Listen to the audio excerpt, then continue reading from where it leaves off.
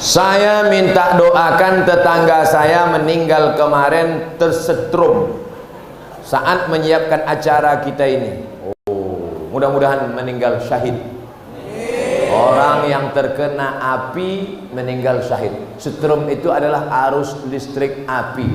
Apa disebut syahid? Mengapa dia yang meninggal ini disebut syahid? Syahid artinya menengok. Nanti bapak ibu kalau ditanya orang, dia mati syahid. Apa itu syahid tuh? Entahlah, dari dulu dah begitu kata orang. Syahid artinya menengok. Kenapa orang mati syahid disebut menengok? Karena sebelum dia mati, dia sudah menengok tempatnya dalam surga. Sebelum dia mati, dikepakkan malaikat sayapnya begini. Nampaknya tempatnya dalam surga. Itulah mengapa mereka meninggal itu tersenyum. Orang yang mati jihad fisabilillah syahid. Orang yang mati sakit perut syahid. Orang yang mati terbakar syahid. Orang yang mati tenggelam syahid. Orang yang mati melahirkan syahid. Tapi tak semua. Yang mati sakit perut karena makan jengkol petai tak syahid. Nanti di akhir majelis kita doakan semua ini saudara-saudara kita yang sudah meninggal dunia. Saya jawab dulu pertanyaan.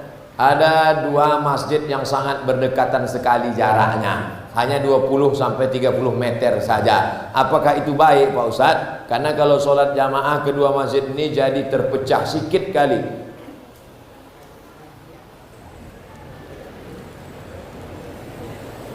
Ini Masjid Husain. Karena di dalam masjid itu ada kepala Husain, cucu Nabi Sayyidina Husain. Nabi punya anak Fatimah, Fatimah punya anak Husain. Kepala Husain ada di belakang. Ini jalan raya, ini Masjid Al-Azhar. Nanti kalau Bapak ke Mesir, Kairo, mana tempat Ustadz Somad kuliah dulu? Ini Masjid Al-Azhar. Ini jalan raya, ini Masjid Husain. Jarak antara Masjid Al-Azhar dengan Masjid Husain dekat. Azannya bersaut-sautan. Itu dalil bagi orang yang melarang tak boleh bangun masjid berdekat-dekatan. Boleh, tapi sama-sama penuh. Ini dua masjid dekat sama-sama kosong. Jangan membangun masjid, makanya harus ada izin dari Forum Komunikasi Umat Beragama. Harus ada syarat-syarat pendirian masjid. Jangan mentang-mentang punya duit dirikan, akhirnya menimbulkan mudarat, kelahi. Hanya beda-beda sikit masjid. Alah, tak dikasihnya aku di sop pertama, nanti aku buat masjid. Buat masjid apa namanya? Masjid sop pertama. Sombong. Kaji kita tadi kan awalnya menghilangkan sombong. Bangun masjid itu untuk merendahkan diri, bukan untuk menunjukkan kita kaya. Masjid siapa tuh? Masjid aku lah. Kenapa Pak buat? Karena aku kemarin tak boleh situ, aku buat kan. Ada tak tips dari Ustadz untuk kami kaum wanita agar mendapatkan jodoh yang soleh?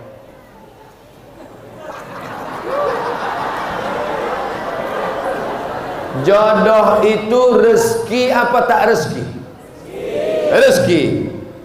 Rezeki itu dijamin Allah apa tak dijamin Allah? Kenapa risau? Sedangkan dijamin jasara harja aja kita tak risau. Banyak orang naik sepeda motor nyantai ngantuk-ngantuk. Kok nggak takut tabrakan? Alah, udah ada asuransi kok. Jodoh itu jaminan dari Allah Subhanahu wa taala. Di atas pokok-pokok kayu itu sudah tertulis nama kita, bahwa kalau dia berbuah, buahnya untuk kita.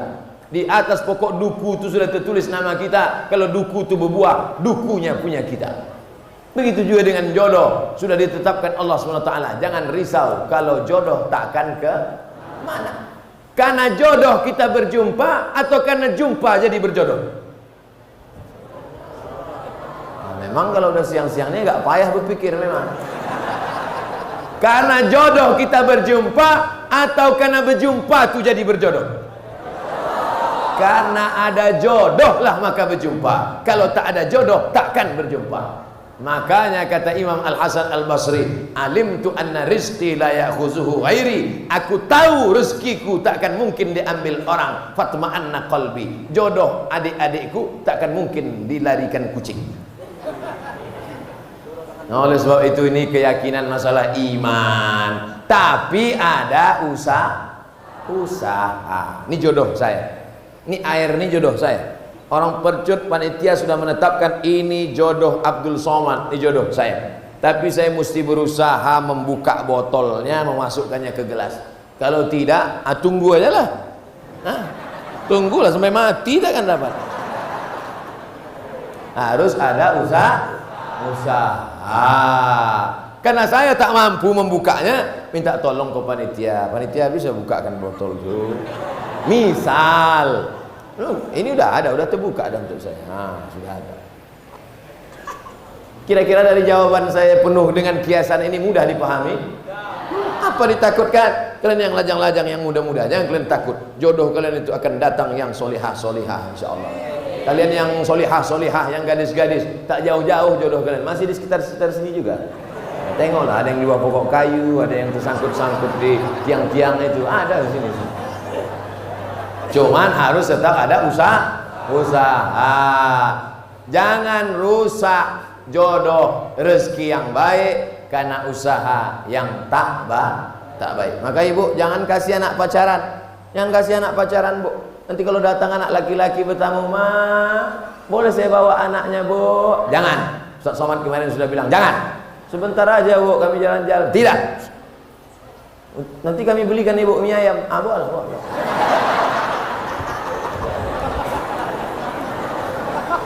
Murah kali anak gadis. Ustaz, saya mengizinkan suami saya kawin lagi. Nampaknya yang menulis ini laki-laki, tapi dalam hati kita dongkol. Bagaimana tuh Pak Ustaz? Masuk surga apa tidak? Masuk, cuma agak lambat sedikit.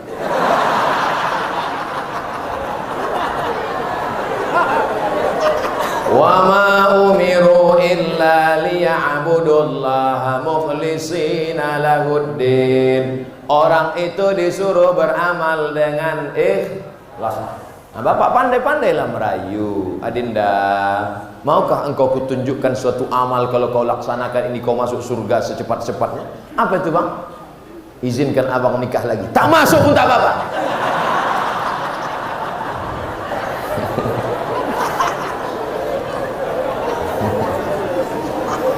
Ibu jangan takut suaminya nikah lagi, karena Negara Kesatuan Republik Indonesia sudah menetapkan peraturan mereka tak mungkin bisa nikah kalau tidak ada tanda tangan dari istri pertama di atas matre 6.000. Oleh sebab itu, ibu hati-hati kalau ada di laci nampak matre 6.000. Kalau buka laci nampak matre 6.000, apa ini, Bang?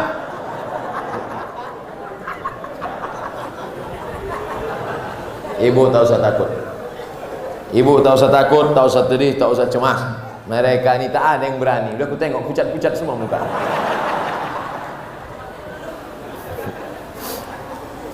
Ustadz, apa hukumnya ikut asuransi? Kita menabung 350.000 dalam jangka 1 tahun, uang kita menjadi 25 juta. Haram. Jadi Pak Ustadz, tarik duitmu balik. Bunga, riba, haram. Ustadz ada ikut? Enggak, saya tak ada ikut. Asuransi kecelakaan mobil tak ada. Jadi kalau Ustaz tabrakan, masuk bengkel, bayar. Pernah Ustaz kecelakaan, ditabrak dari depan pernah, dari belakang pernah, dari samping pernah, tak mati-mati.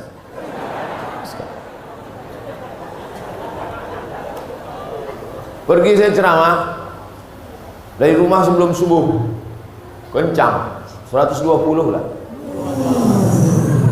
Tak nampak saya di depan itu ada box culvert, galian jembatan, karena gelap.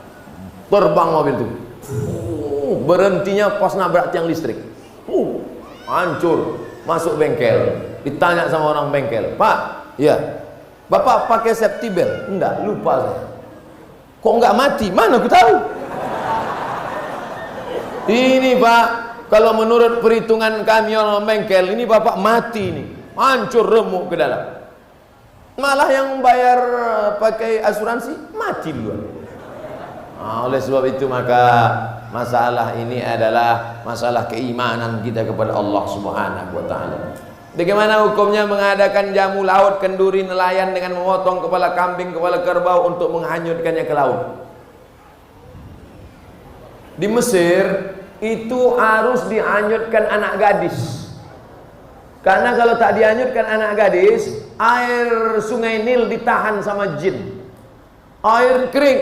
Kalau air sungai Nil kering, maka nanti gandum tak tumbuh, ikan tak datang, orang Mesir mati. Datanglah gubernur Mesir namanya Amr bin As. Kata Amr bin As, jangan kalian hanyutkan lagi anak gadis. Jangan kalian hanyutkan anak gadis di sungai Nil. Haram membunuh anak gadis untuk jin. Tak boleh. Kata orang Mesir, kalau tak kita hanyutkan anak gadis, kita mati di Mesir ini, wahai gubernur. Akhirnya Amr bin As membuat secari kertas surat.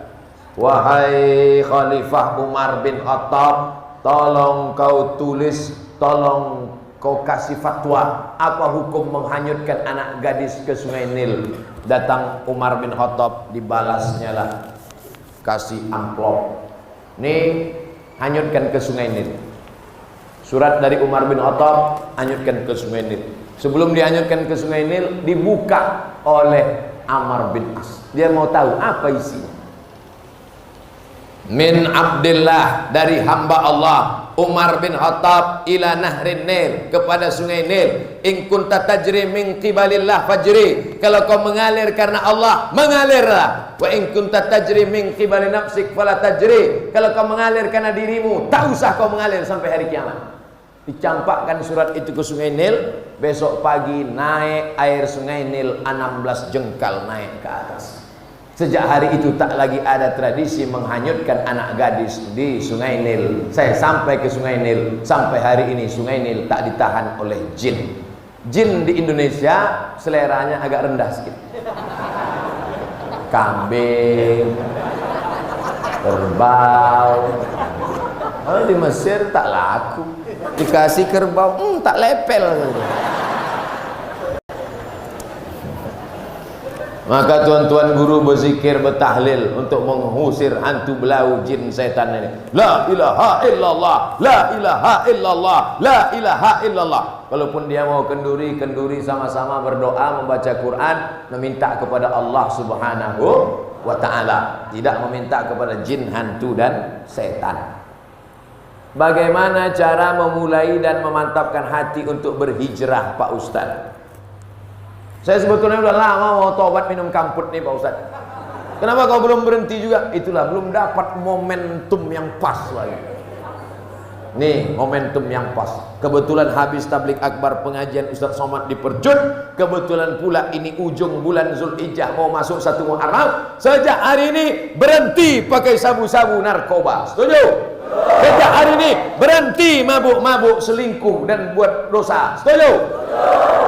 Setelah tekad berhenti, buang semua botol-botol minuman. Yang selingkuh buang nama-nama mantan-mantan itu, mantan 1, mantan 2, mantan 3, mantan 4, mantan 5, buang semua. Setelah itu ikut pengajian, menggabungkan diri dengan komunitas. Remaja masjid ada?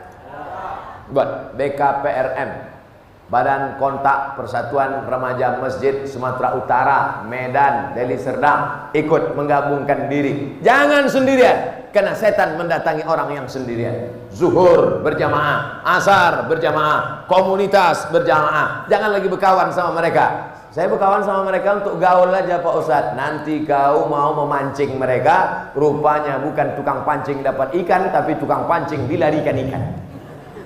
Kau rasa kau sudah kuat? Oh, udah kuat ini Pak Ustadz. Mancing. Iya kalau datang ikan gembung, kalau ikan paus. Oleh sebab itu maka berjamaah. Alaikum bil jamaah. Ibu-ibu yang sudah hijrah, yang sudah pakai jilbab panjang, ikut wirid Yasin. Masih ada wirid Yasin di Percut? Hari Kamis apa hari Jumat? Kamis Jumat. Mantap, ikuti, lanjutkan, teruskan. Anak-anak kecil bawa, gendong-gendong, tidur. Karena kadang anak kecil ini menangis, ibu yang sebelah marah. Alah anak kau ni hanyutkan aja ke sungai gitu.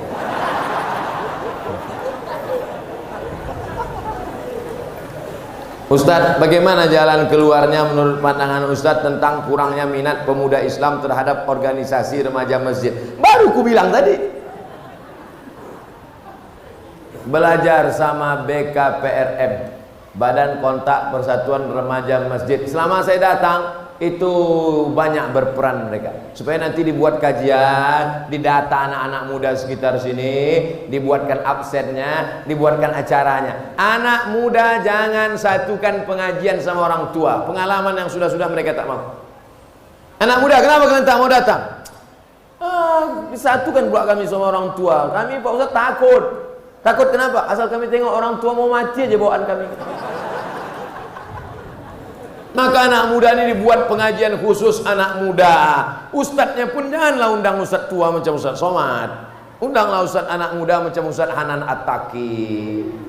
Ustadz anak muda itu yang pakai topi macam Bob Marley. Sebelum pengajian mereka pakai motor, pakai celana jeans, koyak-koyak, tapi di dalamnya pakai karet, celana panjang, main skateboard, main futsal, pakai audio visual, pakai layar, nonton bareng. Nah itu, jadi anak muda tak bisa. Anak muda tak bisa dia ikut sama orang tua. Apalagi bapak-bapak itu pengajian. Judul pengajian kita malam ini adalah bagaimana menghadapi sakaratul maut. Bisa. Anak muda ini tak mau ceramah panjang-panjang. Dia pengajiannya paling lama 15 menit. Lebih banyak dialog interaktif, ngobrol. Diundang situ Pak Polisi. Bapak Ibu, Bapak jangan ikut dulu ya. Pagi hari Ahad khusus pengajian anak muda di Percut. Menghadirkan 4 dokter, polisi, tentara, ustadz. Judulnya bahaya narkoba bagi anak muda. Sebelum acara nonton dulu, tengok anak muda yang sakau. Tengok tuh. Nanti kalau kalian main macam itu kalian ada. Setelah itu baru tanya, Pak Polisi bisa jelaskan tentang bahaya narkoba? Menurut Undang-Undang Negara Republik Indonesia, kalau pakai narkoba penjara. Penjara. Pak dokter, bisa jelaskan tentang narkoba? Siapa yang pakai narkoba nanti gila. Siapa yang pakai narkoba nanti salah suntik mati. Ada yang lebih rendah lagi Pak Ustadz, bodoh. Nah berikut ini mari kita dengarkan penjelasan dari Ustadz. Mudah-mudahan setelah Bapak Polisi menjelaskan masuk penjara, dokter pula menjelaskan mati, mungkin Ustadz dapat menenangkan jiwa kita. Ustadz, apa hukum narkoba ini Pak Ustadz? Neraka jahanam.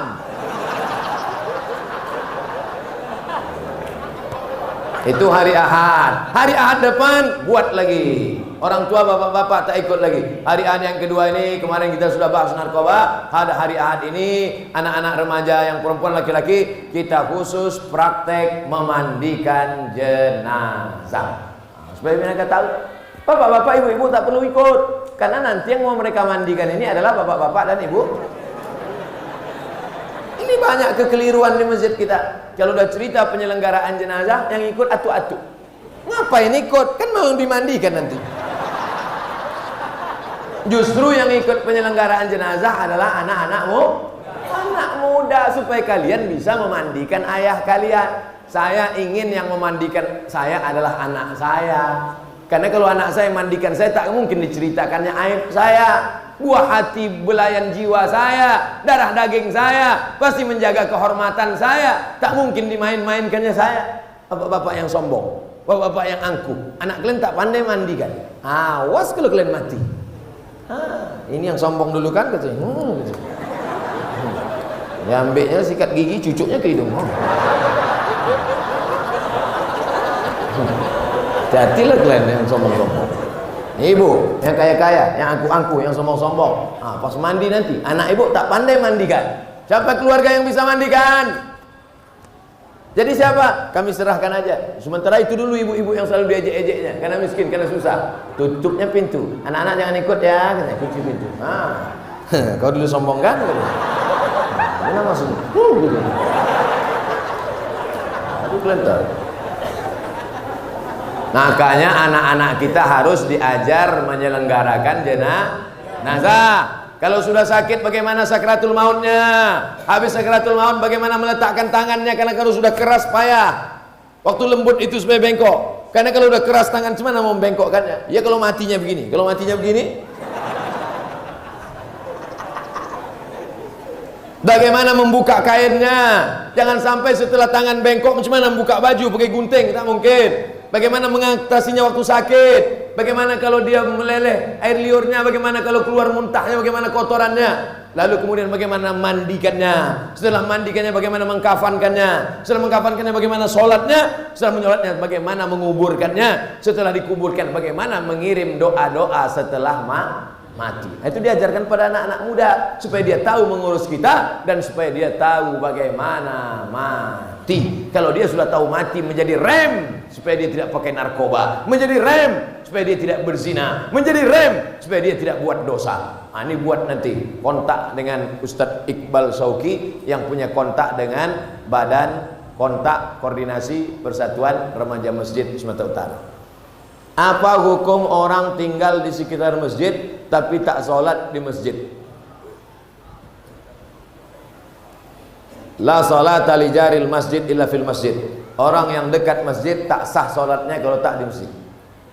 Hadis ini kata sebagian ulama dhaif, tak bisa dipakai untuk hukum, tapi bisa dipakai untuk fadail a'mal. Nabi kalau selesai sholat dia menengok ke belakang, dia tengok satu-satu, asyahidun fulan, asyahidun fulan, asyahidun fulan. Mana si fulan kenapa tak ke masjid? Mana si fulan kenapa tak ke masjid? Mana si fulan kenapa tak datang ke masjid? La uharriqanna alaihim buyutahum. Siapa yang tak datang ke masjid, ku bakar rumahnya. Siapa yang tak datang sholat berjamaah ke masjid, ku bakar rumahnya. Kalau hidup Nabi sekarang bertambah titik api di Deli Serdang. Saking banyaknya orang tak sholat ke masjid. Tapi alhamdulillah masjid percut penuh melimpah ruah. Mudah-mudahan sampai hari kiamat ramai masjid. Saya salah satu petugas kesehatan. Saya mau tanya apa hukumnya melakukan tindakan kepada yang bukan mahram. Yang sakit perempuan, maka dokternya mesti perempuan. Yang sakit laki-laki, maka dokternya mesti laki-laki. Kalau yang sakit laki-laki, dokter perempuan, terjadi hal-hal yang tak diinginkan. Ustaz kok tahu? Saya pernah mengalami. Saya sakit mah. Tiba-tiba keluar ini asam lambung, maka berkeringat peluh. Kalau jalan mesti pegang ke dinding. Bergoyang dunianya. Dibawalah ke rumah sakit. Entah jamaah ini mau ngerjai saya, entah dulu waktu belum nikah. Dikasihnya dokter anak gadis. Dipegang dokter sudah dan jantung saya. Begitu keluar ditanya sama jamaah, gimana perasaan Pak Ustadz? Bergoncang dunia nih kurasa.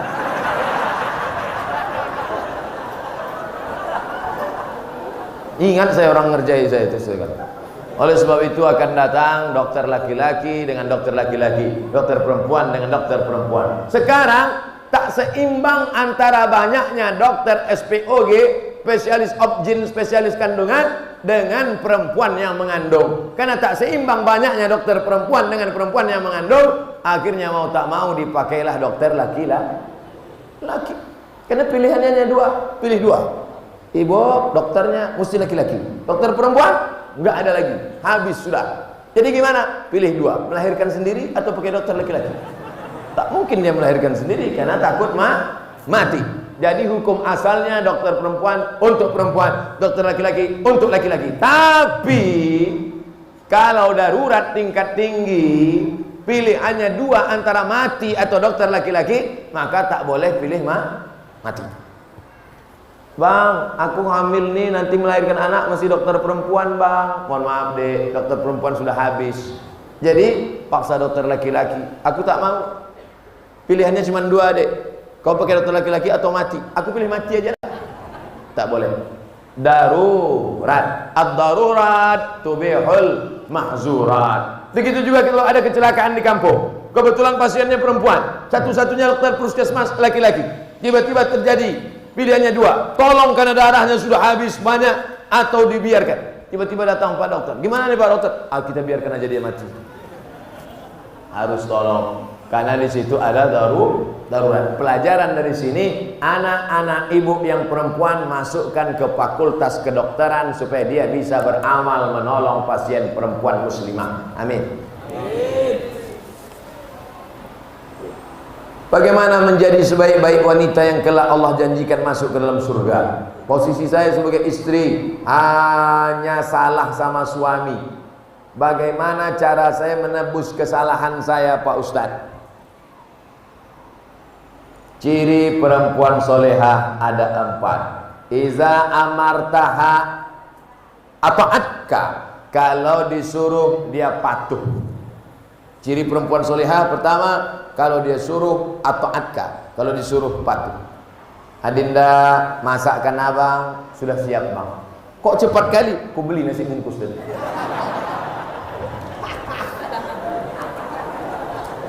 Sedap kali gulai kau ni. Banyak abang tengok. Gulai apa namanya Dedek? Gulai tunjuk bang. Oh, gulai tunjuk. Aku tunjuk aja ni.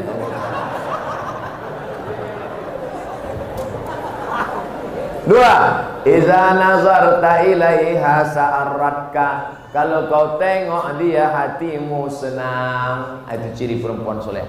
Asal kau tengok senang hatimu, sejuk matamu nengok dia. Masya Allah Pak Ustaz, saya senang kali nengok dia. Bini kau? Enggak, bini kawan aku.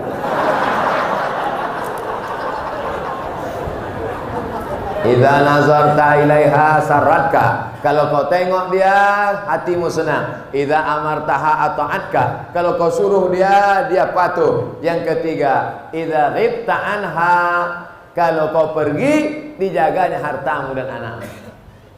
Pergi kau, anakmu dan hartamu dijaganya. Jangan sampai pergi kau 1 hari hilang kulkas, pergi sehari lagi hilang rumah, pergi 3 hari dia hilang. Yang keempat, selalu didoakannya engkau. Doakannya yang baik, Pak. Walaupun laki itu Fir'aun, tetap istri Fir'aun mendoakan yang baik. Siapa nama istri Fir'aun? Asiyah. Doa Asiyah ada dalam Quran. Rabbi binili indaka baitan fil jannah. Ya Allah, bangunkan aku satu rumah dalam surga. Wa najini min fir'aun wa amalihi, selamatkan aku dari Fir'aun dan perbuatannya. Wa najini minal qaumiz zalimin, selamatkan aku dari orang yang zalim. Ibu-ibu yang lakinya agak-agak macam Fir'aun, baca doa. Kita doa sama-sama. Rabbi ibnili indaka baitan fil jannah wa najjini min fir'aun wa amalihi wa najjini minal qaumiz zalimin. Insyaallah 2 gendang. Kalau tak berhenti dia minum khamar, taubat dia, atau tenggelam dia di Laut Merah macam Fir'aun. Pak Ustadz, saya mau tanya, apa hukumnya perempuan sholat Jumat?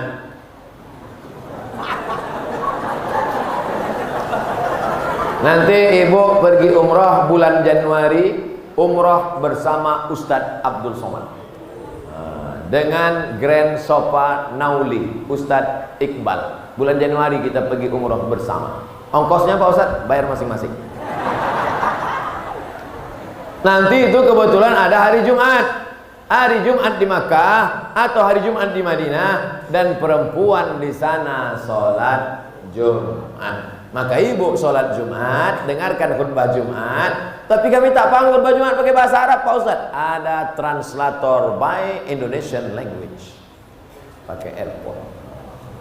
Gimana khutbah di Makkah tadi ibu? Entah tidur. Jadi perempuan sholat Jumat hukumnya mubah, boleh. Dan perempuan kalau sudah sholat Jumat tidak perlu sholat zuhur. Kenapa perempuan tak boleh sholat Jumat? Siapa bilang tak boleh? Inilah dia bertanya, dia belum jawab. Perempuan sholat Jumat boleh. Di Makkah, Madinah, di Jawa pun di sebagian tempat ada sholat Jumat. Dan perempuan kalau sudah sholat Jumat tak perlu sholat zuhur. Siapa bilang tak boleh? Kenapa perempuan nunggu laki-laki pulang sholat Jumat baru sholat zuhur? Karena zaman dulu tak ada jam. Zaman dulu tak ada jam. Jadi dia nunggu di rumah. Balik lakinya, barulah. Oh, abang udah sholat Jumat tadi bang? Udah, baru dia sholat. Padahal lakinya pun singgah pula main gaplek kejap. Sholat Jumat masuk waktunya sama dengan waktu sholat zuhur. Sekarang jam 12.29. Allahu Akbar, Allahu Akbar. Habis azan ibu sholat, karena sudah masuk waktu sholat. Cuman zaman dulu takut kalau nengok matahari entah mendung. Jangan ikut azan HP. Azan HP itu tak semuanya betul. Apalagi waktu sedang buka puasa. Udah makan, rupanya setelan jam Jakarta. Semoga Pak Ustadz dalam lindungan Allah, amin. Di daerah kami ini dominan sebagai pedagang ikan. Apakah riba dalam berdagang ikan? Jual gandum bayar gandum, riba. Jual korma bayar korma, riba. Jual emas bayar emas, riba. Jual garam bayar garam, riba. Adapun jual ikan bayar duit, tak riba. Karena di situ ada transaksi jual beli. Aku beli ikan ini sekilo 50.000 tunai, sah. Selama tak ada tipu. Bagus ikan nih, bagus. Coba tengok insangnya merah kan? Merah. Rupanya darah daging kurban. Dilepoh-lepoh kayaknya ke situ. Jolos kan, merah. Oleh sebab itu jangan tipu. Kadang-kadang ikan ini sampai lalat pun tak mau hinggap di situ. Ada lalat tak mau hinggap di ikan, karena ikan sudah disiram formalin, segar ikan. Lalat pun tak mau. Datang orang-orang kaya itu beli ikan, wah ini ikan bagus. Banyak orang kaya cepat mati gara-gara makan ikan formalin. Lalat pun heran, aku aja tak mau, kalian mau kata lalat. Jangan ada tipu. Nabi masuk ke pasar, Nabi masukkan tangannya ke dalam gandum, Nabi masukkan tangannya ke dalam korma, di dalam basah, di luar kering, di dalam busuk, di luar bagus. Kata Nabi, "Ma hadza ya sahibat ta'am." Hei penjual, kenapa nih begini? Kata penjual, "Asabahul matar," kena hujan. Kenapa kau tutup? Kalau ku buka tak laku. Man ghasyana falaysa minna. Siapa yang menipu bukan golongan kami. Jangan kasih anak makan dari hasil tipu haram. Otaknya tak menangkap baca Quran, otaknya tak bersih. Anak yang hijau yang jujur menjadi rusak. Bukan anak itu yang jahat gara-gara kita menyuapkan yang haram. Makan nasi halal tapi diberi dari uang haram, maka darah daging sepiring nasi berubah menjadi setetes darah, setetes darah berubah menjadi segumpal daging, daging dalam kulit membalut tulang. Ayyuma lahmin nabata min haramin, setiap daging tumbuh dari yang haram, fannaru aulabih, tempatnya api neraka jahanam. Mudah-mudahan kita selamat dari makan haram. Di akhir majlis mari kita berdoa kepada Allah. Astaghfirullahalazim, astaghfirullahalazim.